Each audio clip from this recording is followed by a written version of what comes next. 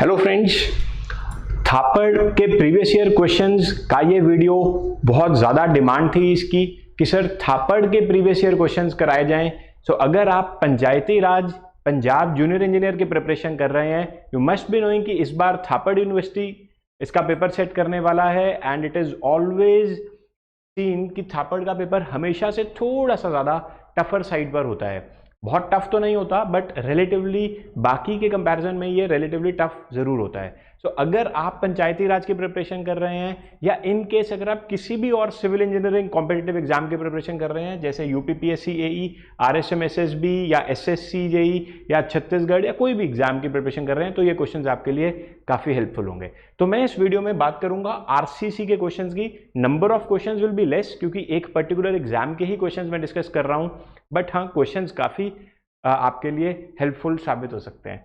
तो चलते हैं हम क्वेश्चन नंबर 1 की तरफ, बट उससे पहले मैं बता देता हूं कि अगर आप पंचायती राज की प्रिपरेशन कर रहे हैं तो आपको ये बूस्टर पैक अवेलेबल है www.cizplus.com पर। तो आप cizplus.com पर जाकर ये बूस्टर पैक ले सकते हैं जिसमें ये कॉन्स्टिट्यूएंट्स हैं। आपको एक कंप्लीट फुल कोर्स मिलेगा ऑनलाइन वीडियो लेक्चर्स का जिसमें स्ट्रीमलाइंड वीडियो लेक्चर्स आपको मिलेंगे हर सब्जेक्ट के। Apart from that you will get a full mock test series and detailed video solutions of all the questions जो कि प्रीवियस ईयर पेपर्स में आए हुए हैं। तो एक बहुत अच्छा पैक है, you can go for it. अब चलते हैं क्वेश्चन नंबर 1 की तरफ, देखते हैं ये क्या है। In two way slabs reinforcement is provided in both directions, that is along the shorter span as well as along the longer span, one above the other. Of these two, the reinforcement which will be at the bottom. तो question अच्छा conceptual question है। सबसे पहले two way slab आप जान लें। Two way slab किसे कहते हैं हम? When Ly by Lx is less than 2, इसको टू वे स्लैब बोला जाता है। टू वे का मतलब है जब लोड्स दोनों एक्सिस के अलोंग डिस्ट्रीब्यूट होते हैं। मोटे तौर पर अगर हम देखें Ly by Lx less than 2 तो एक मैथमेटिकल कंक्लूजन है, एक मैथमेटिकल प्रॉपर्टी है। बट टू वे स्लैब का मीनिंग क्या होगा कि दोनों एक्सिस, इस एक्सिस के अलोंग भी और इस एक्सिस के अलोंग भी लोड ट्रांसफर होता है, उसको टू वे स्लैब कहते हैं। तो यहां पर शॉर्टर स्पैन और लॉन्गर स्पैन दोनों तरफ रीइंफोर्समेंट प्रोवाइड की जाती है, मेन रीइंफोर्समेंट दी जाती है। तो बोला गया है कि of these two the reinforcement which will be at the bottom, नीचे कौन सी दी जाती है? तो देखिए आउट ऑफ शॉर्टर स्पैन, जैसे ये एक है, इसमें शॉर्टर स्पैन स्टील ये होगा एंड लॉन्गर स्पैन स्टील ये होगा। तो इन दोनों में अगर देखूंगा जो शॉर्टर स्पैन स्टील है वो मेन रीइंफोर्समेंट है, यानी कि वो ज्यादा लोड को ट्रांसफर करेगा। तो जो मेन होता है that is provided at bottom. ये एक बहुत प्रैक्टिकल एस्पेक्ट है। अगर आप किसी कंस्ट्रक्शन साइट इंजीनियर पे अभी तक कंस्ट्रक्शन साइट इंजीनियर की तरह आपने अभी तक काम किया है, you must be knowing it कि जो मेन सरिया होगा, जो मेन स्टील होगा वो नीचे रखा जाएगा और जो लॉन्गिट्यूडनल, जो दूसरा स्टील होगा जो मेन नहीं है, लॉन्गर स्पैन का स्टील है, वो उसके ऊपर बाइंड किया जाएगा। तो इसलिए इसका मैं आंसर क्या कर दूंगा कि of these two the reinforcement which will be at the bottom is reinforcement along the shorter span। तो इसलिए इसका आंसर ए हो जाएगा, reinforcement which is along shorter span। ठीक है, क्लियर है? जो मेन स्टील होता है वो हमेशा नीचे होता है, main steel. Okay, in over reinforced RCC sections strain in extreme compression fiber will be equal to। तो इसमें हमें extreme compression fibre over reinforced section की बात हो रही है। तो ओवर रीइंफोर्स्ड सेक्शन क्या होता है? जिसमें कंक्रीट जल्दी अपनी परमिसिबल स्ट्रेन पर पहुंचता है और स्टील परमिसिबल स्ट्रेन पर बाद में पहुंचता है। तो कंक्रीट का परमिसिबल स्ट्रेन कितना होता है? 0.0035। इसका मतलब क्या हुआ? Option number B is correct, 0.35%।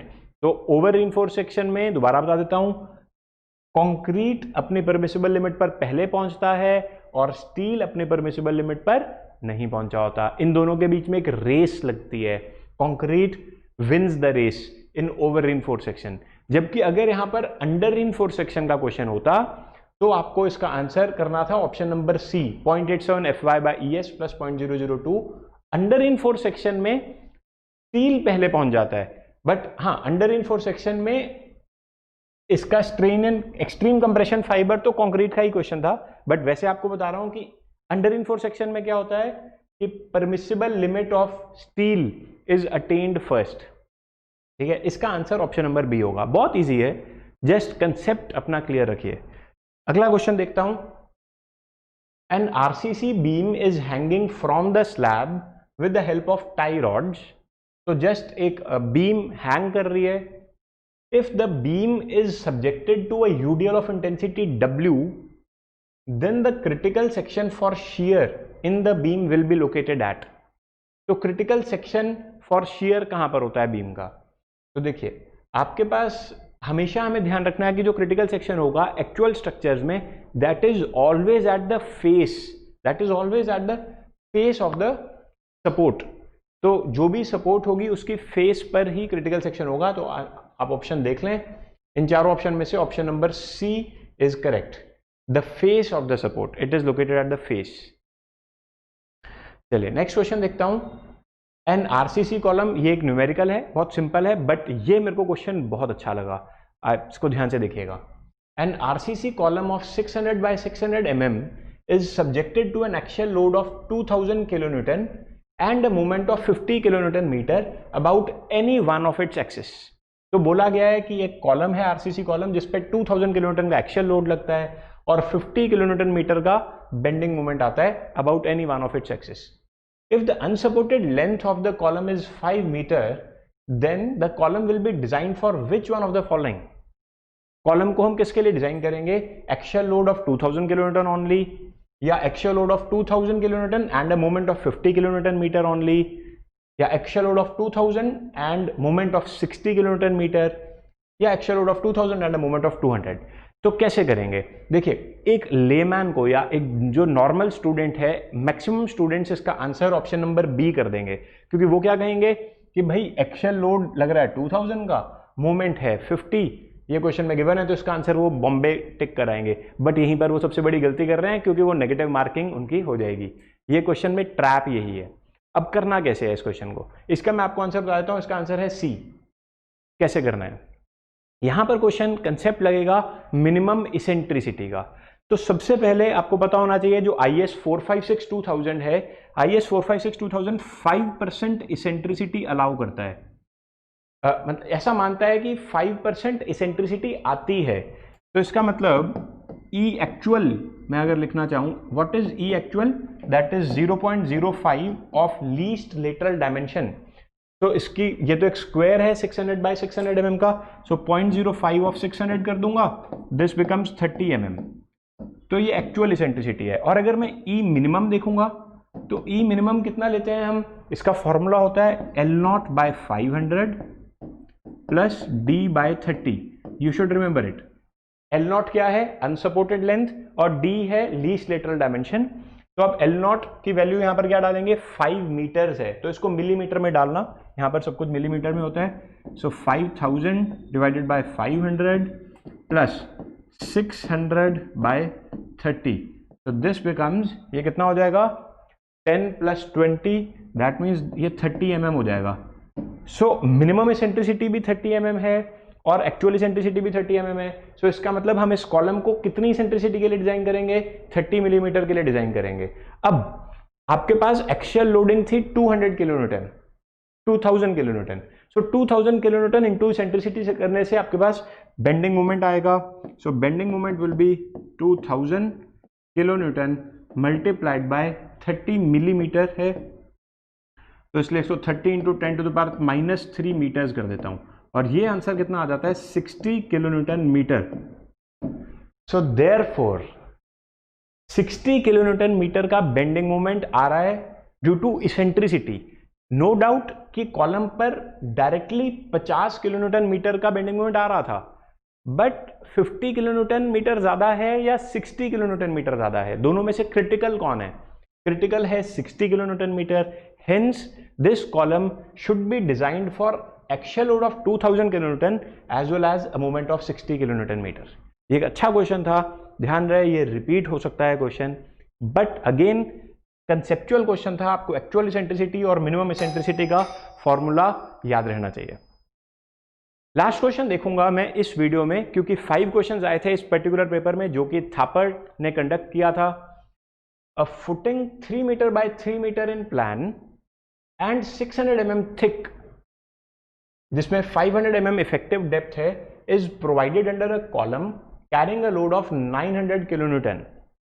If the size of the column is 300 by 300 mm, then the punching stress neglect self weight of the footing in the footing would be.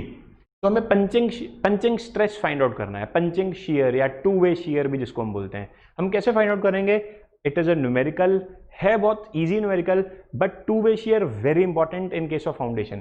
कैसे निकालते हैं? देखिए आपके पास, मैं आपको सिखा देता हूं. अगर आपको इससे पहले नहीं भी पता कोई बात नहीं, सिर्फ इस एग्जाम्पल को ध्यान से देख लो, इस क्वेश्चन को. ये आपके पास टोटल फुटिंग है, फुटिंग 3 मीटर बाय 3 मीटर है, तो इसलिए मैं इसको लिख देता हूँ 3000, सब कुछ mm में लिखूंगा, 3000 बाय 3000. ये तो हो गई फुटिंग. अब बीच में यहां पर एक कॉलम है, कॉलम को मैं लेट से ग्रीन कलर से बनाता हूं. ये है एक कॉलम, और कॉलम का क्या साइज है? Column size is 300 by 300. ठीक है, तो this is 300 and this is also 300, right. अब हमें क्या करना है? हमें सबसे पहले क्रिटिकल सेक्शन पता होना चाहिए. टू वे शियर का कहां पर होता है? Critical section lies at A distance of d by 2 from the face of column, where d is effective depth of footing. तो effective depth of footing is 500 mm, ये आप देख सकते हैं. तो इसका मतलब ये हो गया 250 mm, 250 mm from the face of column. So ये face of the column है. तो इसका मतलब अगर मैं सेक्शन बनाऊंगा, व्हाइट कलर से बनाते हैं, तो यहां से आप 250 mm इधर जाइए, यहां से भी 250 mm इधर जाइए, यहां से भी 250 mm इधर जाइए, और इधर भी 250. तो अब आपका जो क्रिटिकल सेक्शन बन जाएगा वो क्या बन जाएगा? This will be the critical section for two way shear. I hope ये आपको बात समझ लगी.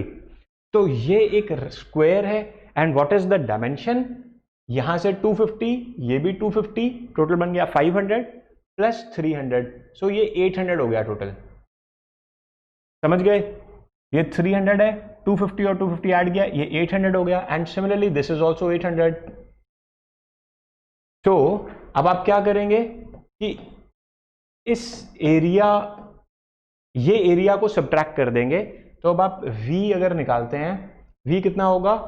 द टोटल लोड इज, सबसे पहले हम अपवर्ड प्रेशर देखते हैं, 900 किलो न्यूटन है. ये अपवर्ड प्रेशर अगर मैं स्मॉल p से रिप्रेजेंट करता हूं, दिस इज 900 किलो न्यूटन, यानी कि 900 into 10 to the power 3 divided by area is 3000 by 3000 का स्क्वायर.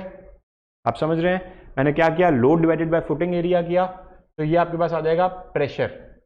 जो स्मॉल p की वैल्यू आ जाएगी वो कैसे आएगी? 900 into 10 to the power 3 divided by 3000 into 3000. इसको सॉल्व करिए, कितना आएगा? ये p आ जाएगा. Let me compute this. ये कैंसिल आउट होगा एंड ये 300 हो गया. सो ये बन जाएगा 0.1 न्यूटन पर mm स्क्वायर. ये अपवर्ड प्रेशर आ गया 0.1 न्यूटन पर mm स्क्वायर. अब आपको ये V निकालना है. तो V कैसे निकालेंगे? ये अपवर्ड प्रेशर लग रहा है 0.1 मल्टीप्लाइड बाय ये बाहर वाला area, this minus this area. ठीक है, तो ये इसको टोटल कर देंगे, 3000 का स्क्वायर माइनस ये है 800, सो माइनस 800 का स्क्वायर.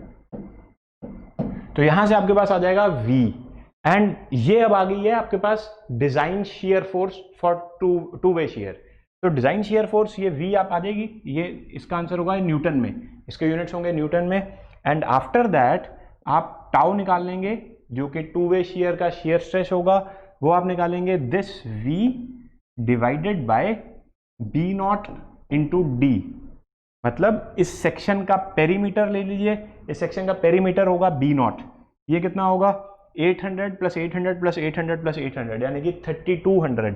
तो B नॉट की वैल्यू आप डाल दो 3200, 3200, and this small d is given as 500.